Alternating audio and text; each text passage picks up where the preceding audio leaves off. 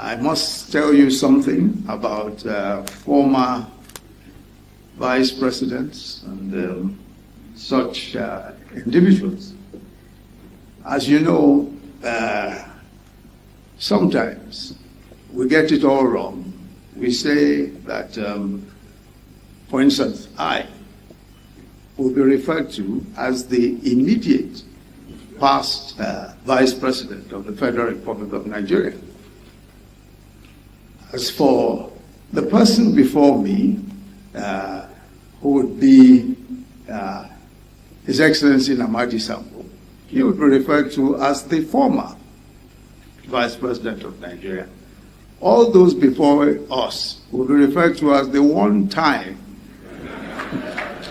vice president of the Federal Republic of Nigeria. So I like Atiku Abubakar, who is seated here, is the one-time. I welcome you, sir, and also to say what a pleasure to see you, and also to know that you are healthy and well and doing so wonderfully year after year. I'm honored to welcome you all to the launch of the book, According to the President, by Malam Garba Shehu, former Senior Special Assistant to the President of Media and Communication. We are especially honored to have with us today General Yakubu Gowon, former President of the Federal Republic of Nigeria, who at age 90 still looks like he could still win a 100-meter dash. I'm aware, sir, that you were to go abroad before you got this invitation, but you very graciously postponed that trip to be here to celebrate with our friend and brother, Malam Garba Shehu. Garba Shehu has written a very important book, According to the President, a presidential spokesman's experience. And the book is important, not just because it details his eyewitness accounts of some of the most history-worthy moments in our national annals. And he crisscrosses two different administrations. But not just that. I think more importantly, he has been true to his heart and to his calling as a teacher. Many may not know that Malam Garba, while he was editor of the Triumph newspaper in Kanu, was also doing something close to his heart, teaching journalism, aspects of journalism at his alma mater, the Bayero University.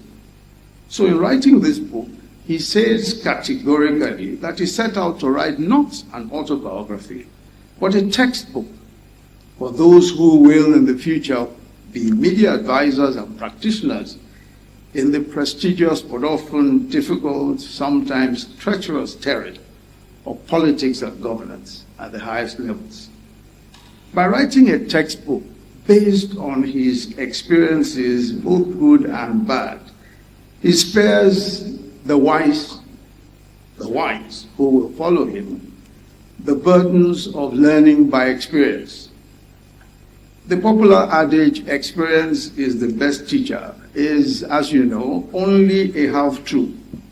It is actually the shortened form of a Welsh proverb. Experience is the best teacher for a fool. The wise learn from history.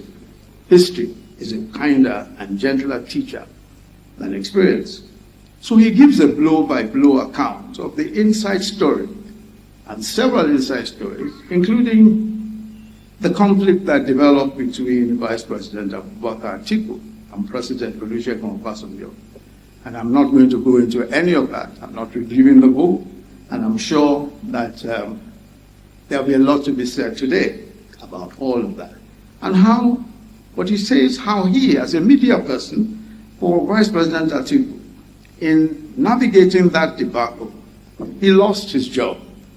And it tells the story of how one evening he got a call from NTA and was told, "We are announcing your resignation tonight." And he remonstrated that he had not resigned. The voice said, "Well, we have your letter of resignation here." And yes, his resignation was announced that evening. The job of the Vice President, and just reflecting a bit on the conflict between the Vice President and the President, I think that the only other Vice President who is here may agree with me that the job of the Vice President is possibly the most difficult in the world. It was His Excellency Umar Ganduje, former chairman of the APC, in his famous work, Deputizing, who humorously describes the conundrum that deputies face. And he once said to me, he said, when you're a deputy or vice, you're in a difficult position. And then he would pause, like a great storyteller that he is, and then say, every action you take is likely to be misinterpreted, not necessarily by your boss, but by the numerous people around him. He says, if you humbly walk behind your boss, they will say, look at it, he's not cooperating with his boss. If you walk by his side, they'll say, ha, see this man, he thinks he's equal to the boss. And if you walk in front of him, they will say, he thinks he's better than the boss. The account of Garba Shehu about all of the events surrounding that particular conflict, I'm sure you will find incredibly interesting reading. But the bulk of the book is about his stewardship as presidential spokesman, co-presidential spokesman of President Muhammadu Buhari. And that is the bulk of the book. As we've heard, and we've already heard from his, at the time, the special advisor, spokesman to the president, Pastor Femi Adesina. They worked together very closely. And you would find in the book that his depiction of President Muhammadu Buhari and his tenure comes from a different perspective. And I must say, it sheds a completely different light on the way that he related to President Muhammadu Buhari. I'm not going to spend any time, as I said, trying to analyze that or say anything about it, only to say, as Femi Adesina has said, that President Buhari, there will be several more books written about him, several. We have read Working with Buhari. We will soon see Laughing with Buhari. And today we're seeing According to Buhari.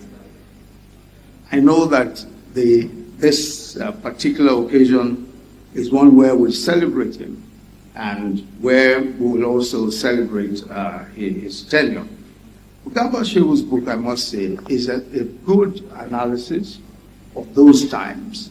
It's a fair and objective analysis of those times. And he spares very little in terms of detail and in terms of analysis. So I welcome you all to this occasion, and I trust that you will have a very pleasant time, not just listening to experiences, but also appreciating an era of which much still will be written. Thank you very much.